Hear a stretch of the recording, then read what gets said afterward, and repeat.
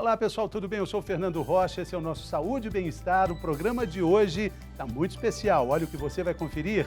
Temos um ginecologista com atuação em sexologia, coordenador do Departamento de Medicina Sexual da Rede Mater Dei de Saúde em Belo Horizonte, Dr. Gerson Lopes, vai conversar conosco sobre sexo.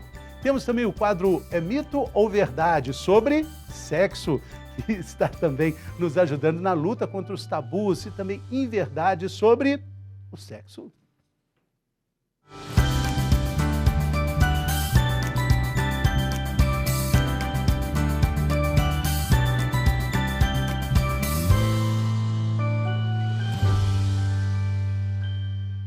Tão antigo quanto a humanidade, tão polêmico quanto a própria polêmica, tão essencial quanto a vida, o sexo é um assunto que protagoniza a nossa existência, já que sem ele, claro, a gente não estaria aqui. Diversas culturas, diversas religiões, códigos morais definiram o sexo de formas bem diferentes ao longo da história. Uma hora sagrado, uma hora profano, o sexo está na vida de todos os seres humanos e merece, portanto, ser tratado com responsabilidade e principalmente com informação científica. Para conversar sobre isso com a gente, você está no estúdio aqui, o ginecologista com atuação em sexologia, como eu disse na abertura, o coordenador do Departamento de Medicina Sexual da Rede Mater Dei de Saúde aqui em Belo Horizonte, Dr. Gerson Lopes. Bem-vindo, doutor. Que alegria recebê-lo aqui. Sou fã desde o século passado. A alegria é minha e a honra de estar sendo entrevistado por você, Fernando. Doutor, eu queria começar a nossa conversa repetindo aqui uma frase do senhor, frase famosa no Brasil e no mundo: sexo é travessia. Quando é que começa essa travessia? Talvez comece antes da gente ter nascido, né? Eu gosto sempre de citar uma frase do Jean-Paul Sartre que dizia, né, que antes da gente nascer ou até mesmo ser concebido, os nossos pais já nos disseram quem nós seremos. Eu acho que quando você tem, porque sexo não é só o processo reprodutivo, né? A gente tem que falar em sexualidade, que transcende a genitalidade, que transcende a corporalidade. É vivência. Eu acho que a vivência de alguém que vai nascer, muita coisa já é dita, mais do que genética, é o comportamento dos pais, que antecedem o nascimento e que sucedem após o nascimento. E quando a gente fala de uma profilaxia, de um cuidado para uma vida sexual saudável, a gente está falando de uma atenção até mesmo nesse pensamento de ter um filho? Sim, né? Vamos imaginar um filho que já não era mais desejado de maneira nenhuma. Eu falo que a paternagem, a maternagem é um exercício de aprendizagem. Não é só estar presente, é a intimidade. Como dizia bem o Volpe, é um trem que demora, porque a intimidade é uma coisa que você vai criando e aí, sem dúvida, a profilaxia se dá basicamente nesses primeiros anos de vida, né? Os pais não podem passar aquela dupla mensagem, tipo, ô menina, respeita a sua irmã, mas ele não respeita a mãe. Então a criança vai captando essa dupla mensagem, onde se fala uma coisa, mas se mostra outra, e aí a sexualidade vai se formando. E aí a gente entra nesse campo da sexologia, né? Se a gente considerar a evolução do estudo da medicina, a sexologia, ela pode ser considerada uma área recente? Isso. É interessante, né? A gente pode falar como clínica, como ciência, é a partir de Freud, mas que muitas coisas ele mesmo não soube explicar, e ele disse nos livros dele que o futuro da medicina provavelmente derrubaria alguma das teorias dele, inclusive a teoria de orgasmo vaginal clitoridiano, aquela historinha que o órgão viril da mulher na infância é o clitóris, depois que deslocaria para a vagina. Ele, naquele momento, disse que algumas das teorias seriam derrubadas. É uma ciência que começa realmente a partir de 60, com o casal William Masters e Virginia Johnson, com um ginecologista e uma psicóloga. Eles dois que deram um caráter mais científico à sexologia. E foi um escândalo o que eles começaram a falar, a sociedade ficou assustada, estava junto surgindo aí também a pílula anticoncepcional, alguns movimentos de libertação. Por que assustar tanto, doutor? Se é algo que, como eu disse, esse texto brilhante aí que a Duda, nossa editora, redatora, fez no início, né? É tão polêmico quanto a própria polêmica. Eu achei interessante. Duda, mais um gol de placa. É isso mesmo. Eu acho que ainda é um assunto polêmico, né? A gente fala muito, mas na intimidade a gente tolera pouco ainda. Eu acho que tem algumas explicações dessa polêmica, desse terreno movediço, ainda mais quando é a infância. Falar de sexualidade na infância é um terreno movediço. Mas eu acho que é muito... como eu sempre gosto de citar também o Einstein, né? É mais fácil quebrar um mito que quebrar um átomo. É mais fácil quebrar um átomo, perdão, do que quebrar um mito, o Einstein falava. Eu acho que é difícil quebrar esse mito ou esse tabu que sexualidade é uma coisa que não deve ser falada, não deve ser discutida. Dentro da família ainda é uma coisa bastante... restrita, e um programa como esse pode ajudar, né, as pessoas, né, a pessoa a ter essa percepção que deve ser conversado, sim. De que forma, então? Já que a gente está ajudando, como começar?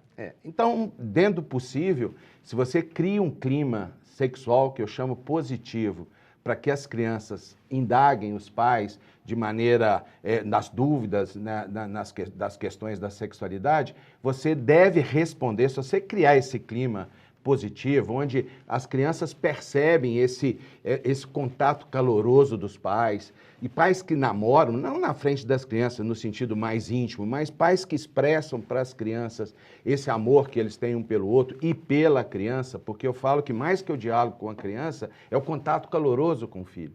Essa criança, ao perguntar, as respostas devem ser simples, a mais simples possível, devem ser honestas, inclusive dizer não sei, tentar saber e posteriormente comunicar ao filho, devem ser muito claras, devem produzir um pouco de emoção, elas não podem ser só razão, traduzir um pouco de emoção e muitas vezes até jogar uma outra pergunta. Por que você está perguntando sobre isso? O que você entende quando a criança pergunta alguma coisa? Às vezes ela nem está querendo perguntar tanto sobre sexualidade, mas ela ouviu, a curiosidade, tem aquela fase de curiosidade, e ela perguntou, e os pais ansiosos. Normalmente o pai fala, isso você pergunta sua mãe, né? Você pergunta sua mãe. E ali é uma educação sexista.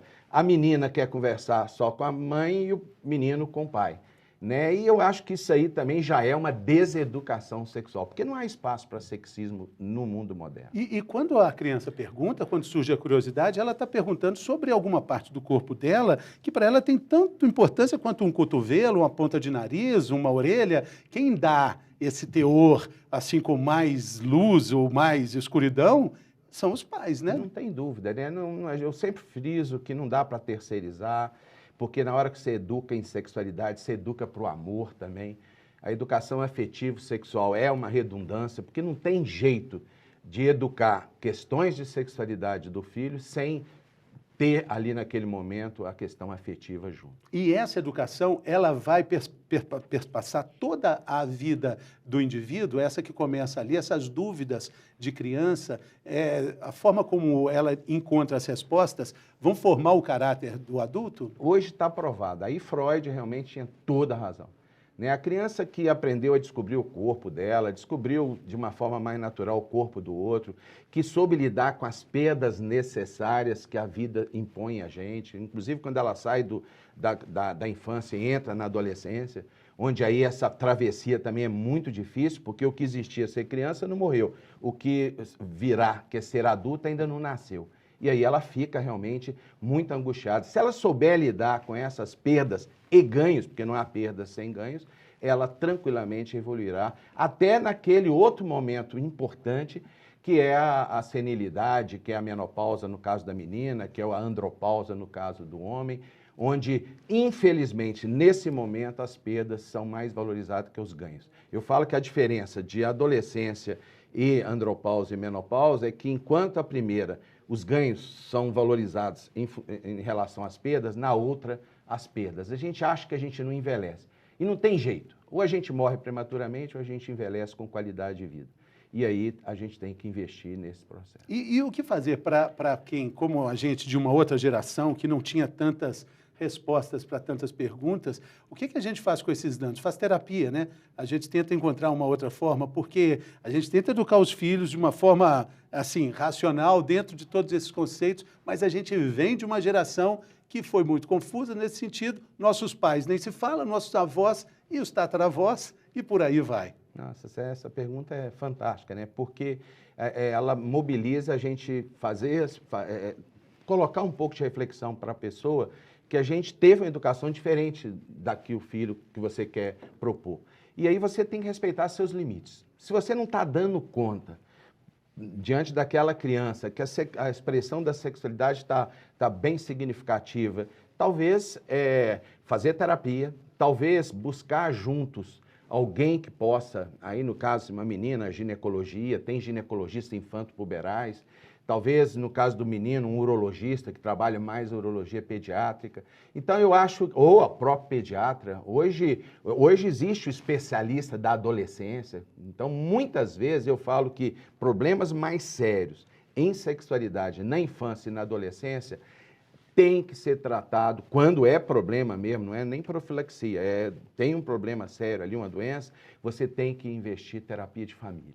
Escolher um bom terapeuta de família, uma boa terapeuta de família, porque terapia sexual só para um problema de criança ou de adolescência, às vezes não dá certo. É uma coisa mais demorada e que requer um profissional muito capacitado. Agora, você foi em cima. Pais devem respeitar seus limites, porque eu trago educação bem diferente que a minha filha traz. E ela tem que respeitar isso. Né? A gente tem algumas questões muito diferentes, eu tenho uma filha de 21 anos e a forma que eu a eduquei é muito diferente da que eu fui educado. Então, tem determinados momentos que eu me sinto perdido. E a gente tem que refletir e ver se a gente dá conta ou não dando conta, foi o que eu fiz, encaminhei a terapia. Para que ela buscasse. E essa demanda, ela muda muito de acordo com cada indivíduo, né? Eu lembro sempre uma conversa com o Pedro, meu filho mais velho, que um dia, magoado, falou comigo: pai, eu tenho uma tristeza com você nunca me ensinou a fazer barba. Eu falei: mas você precisava aprender, meu filho? Eu não sabia que você precisava aprender. Eu até hoje faço a barba meio errada, assim. Eu não poderia tanto ensinar para ele, mas ele tem mágoa sobre isso, ou pelo menos expressou, né?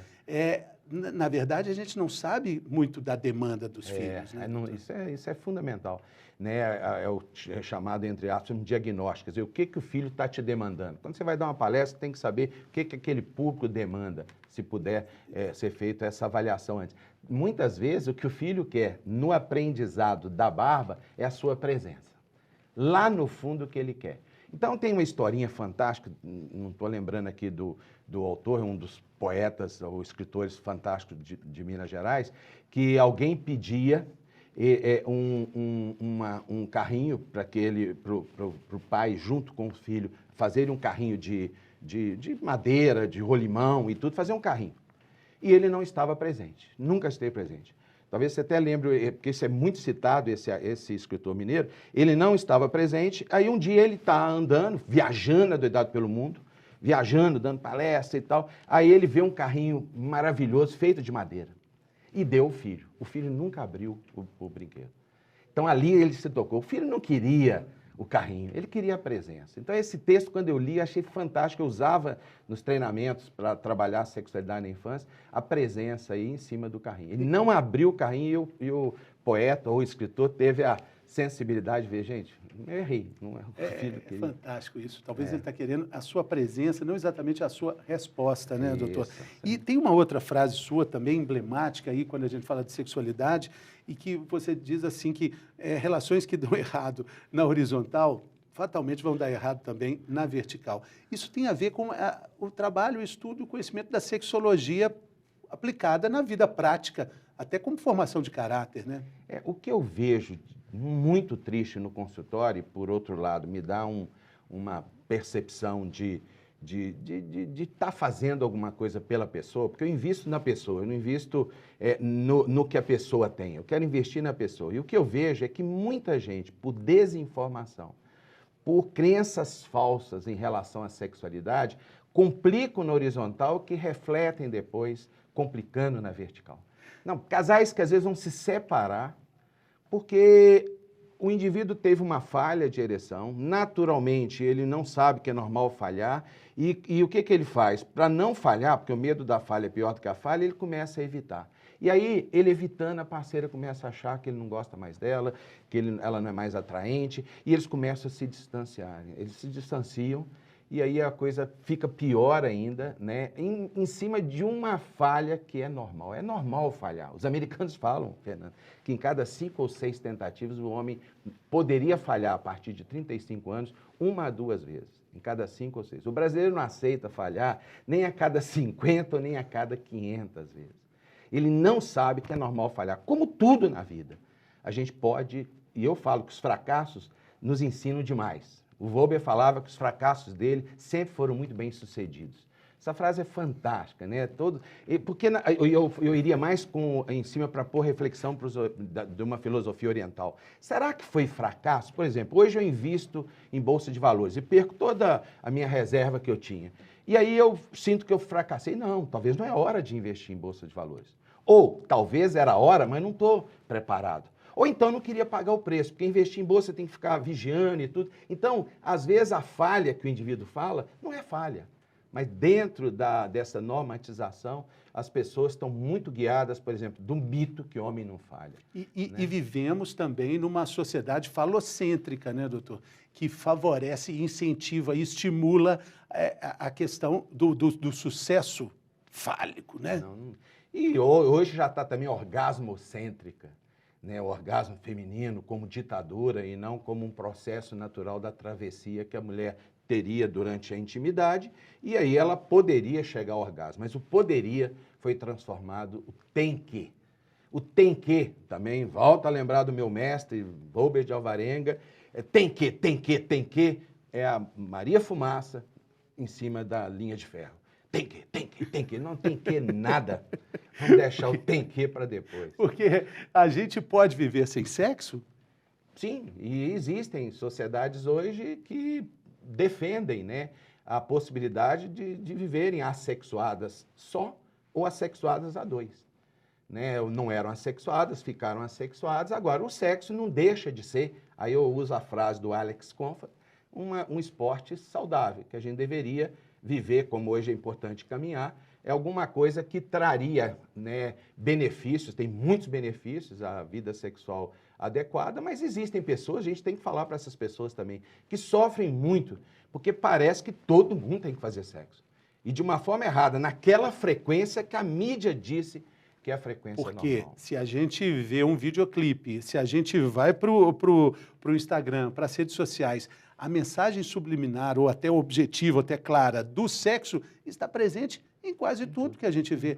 Na propaganda de cerveja, na propaganda do bar, na propaganda de turismo de uma determinada cidade, tudo tem uma conotação sexual e determinando, não existe vida sem sexo.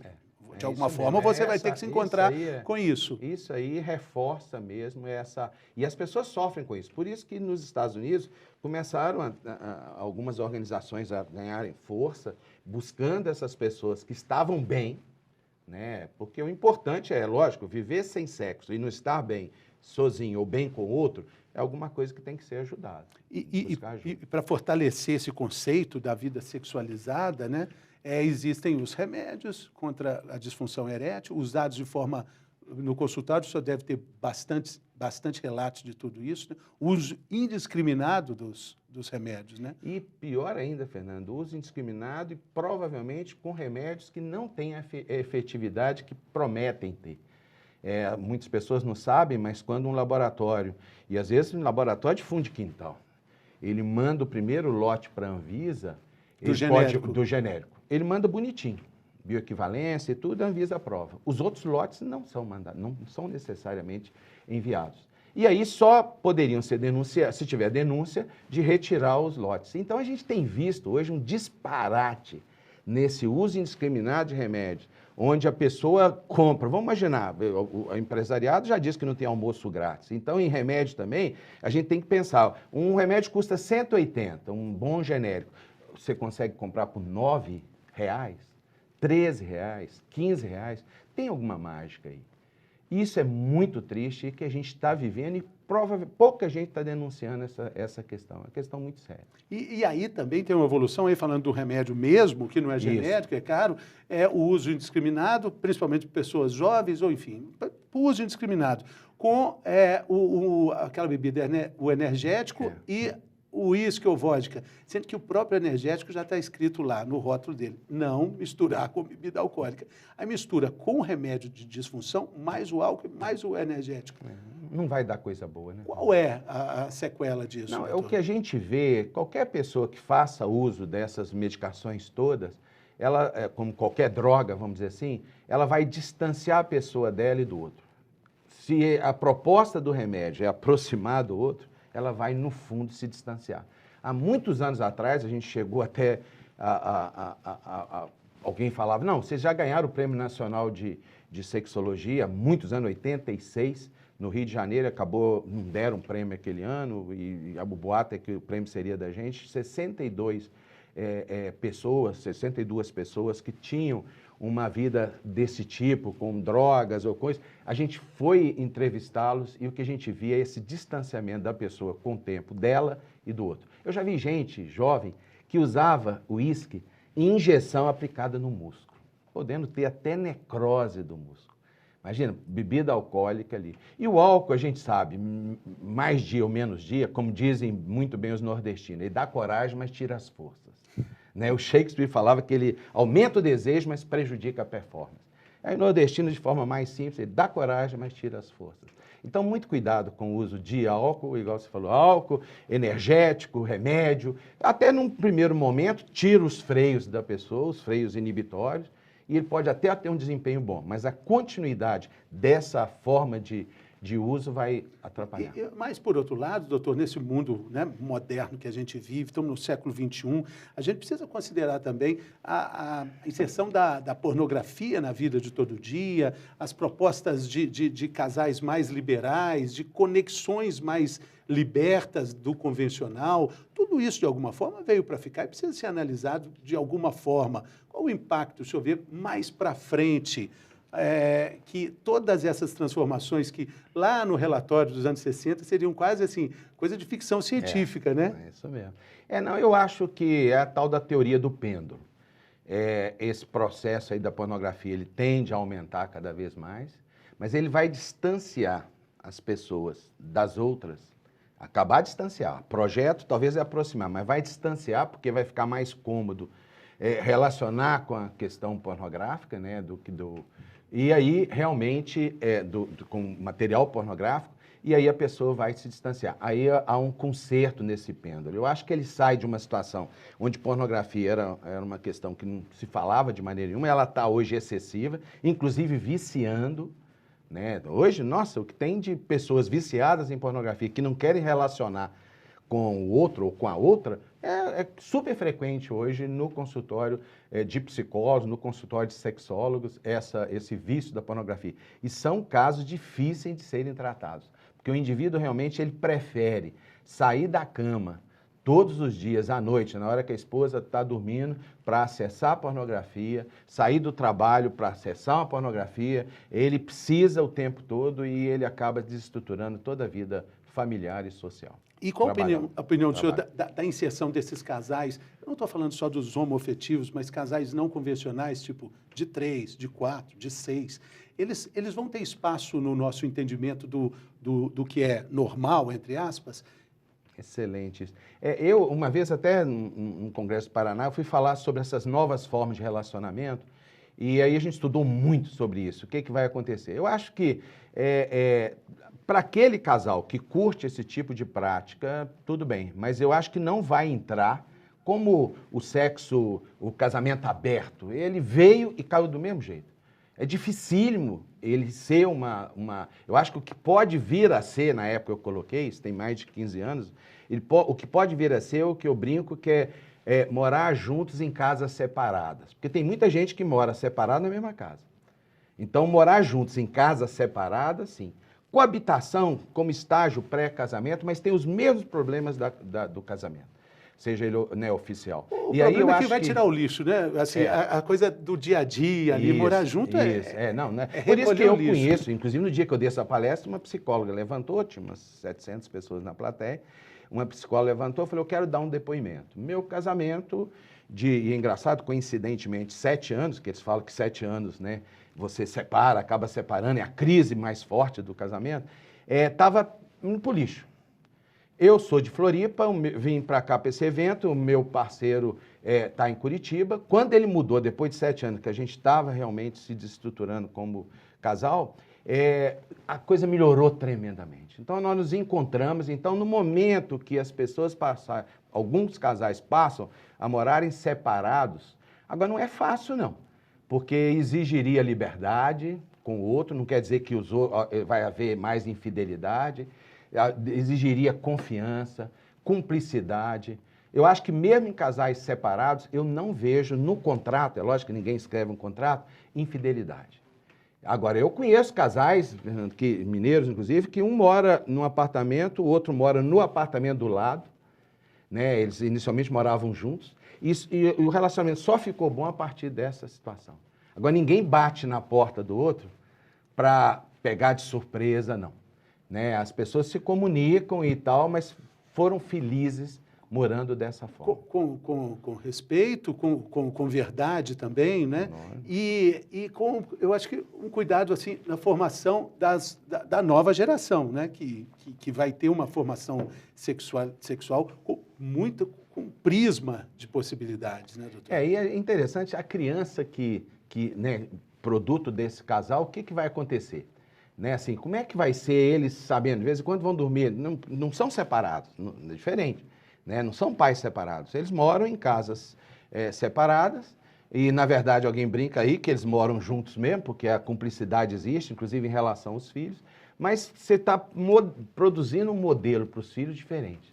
Né? Eu acho que isso é até possível, mas casamento aberto ou essas relações que tem aí, eu já vi muita gente entrar nessa relação porque tem um componente voyeur muito grande, entendeu? Ele é uma forma que ele tem de receber aquele estímulo que mais o excita, que é vendo as pessoas tendo sexo. No caso, ele muitas vezes quer que a sua esposa ou quer que a sua parceira faça para que ele veja. Aí ele se sente muito excitado. Seja ela fazendo com outra, seja ela fazendo com outro próximo dele. Né? Então, eu já vi esses casais, eu fui conversar porque ela não quer mais essa situação, ela não está aceitando mais essa situação.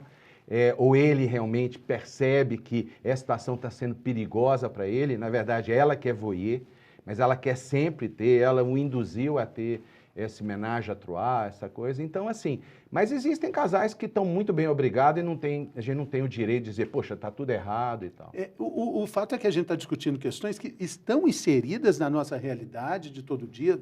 Quando a gente olha, a gente encontra situações assim.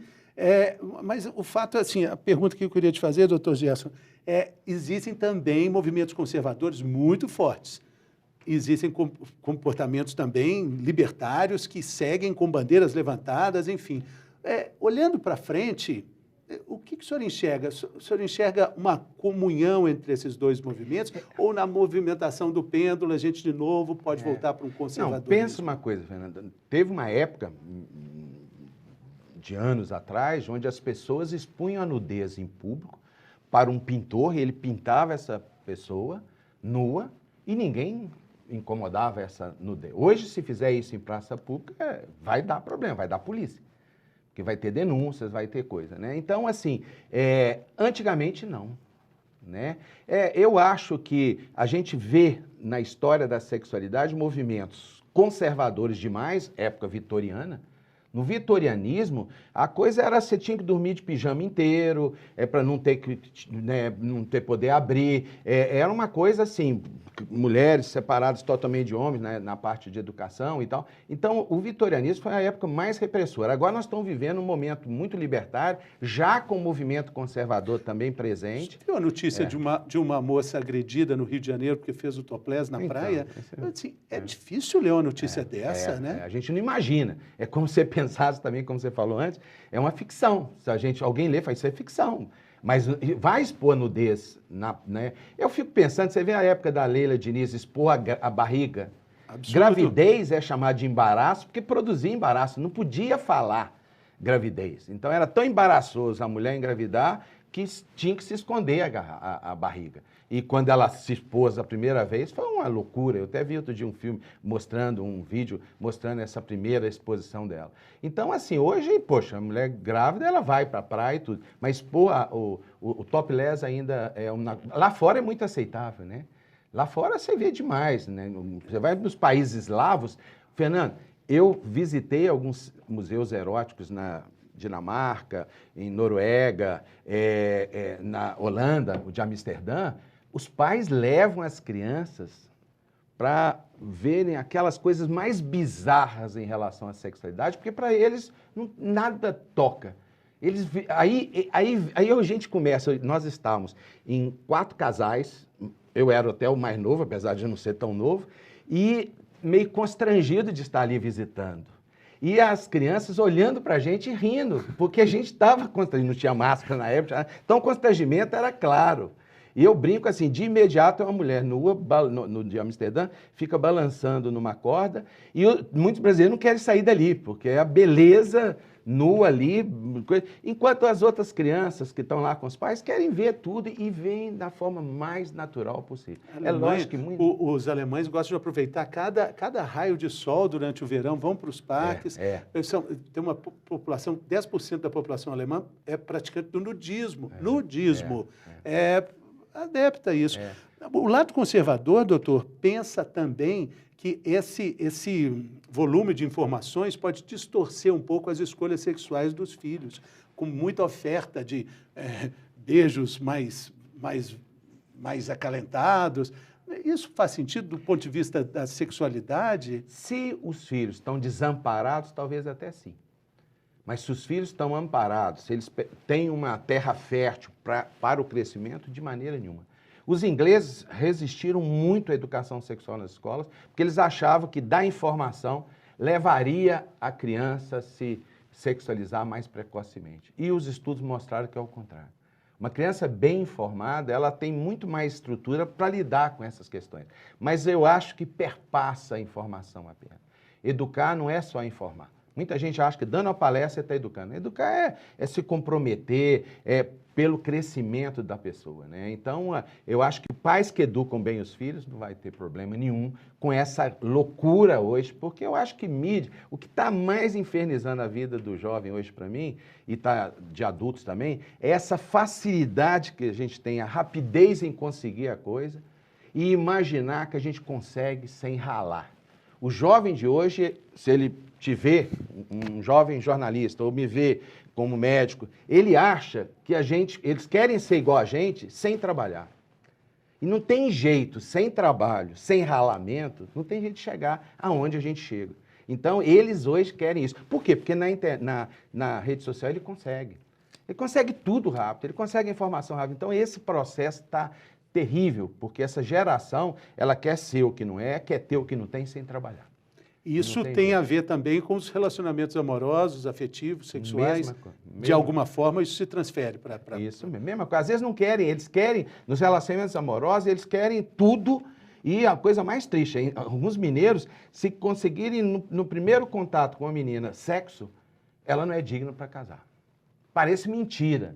Pô, no Fantástico, em 97, eu coordenei uma pesquisa com jovens e isso era a coisa mais frequente. Ainda tem até hoje pessoas que acham que para casar não pode ser aquela menina que eu conheci hoje, arrumei uma forma de seduzir, fui para a cama, ela não é a pessoa apropriada para casar. Então, ela é conflito na cabeça dele. É o que eu falei, dos dois lados ali, que perguntei, né? Quem é que vai chegar daqui a 50, 100 anos com mais vantagem para deixar uma sociedade mais sadia, mais aberta? Né? Eu não defendo que a gente está vivendo um tempo de acaba-mundo.